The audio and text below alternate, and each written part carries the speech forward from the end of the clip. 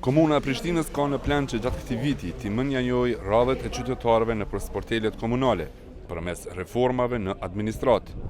Janë 11 prioritete për vitin 2014, me 95 rekomandime që janë publikuar të njëjtën nga Muhedin Nushi, ushtruesi i drejtorit të administratës në komunën e Prishtinës. Ai tha se një ndër prioritetet është zbatimi i aplikimit online për çdo dokument të gjendjes civile.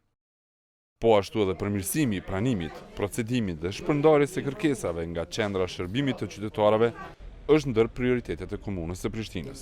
Po krijojnë të llovija zakonisht të mëdha, tu pas parasysh se qytetarët po duhen lëviz nga një anë në anën tjetër.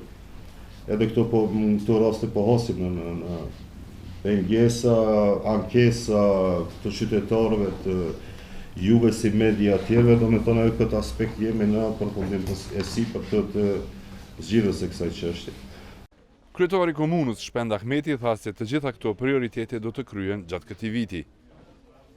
Ai shtoi se komuna do të jetë edhe më funksionale por që se fillon të zbatohet decentralizimi në komunë, e posaçërisht në përbashkësitë lokale të kryeqytetit.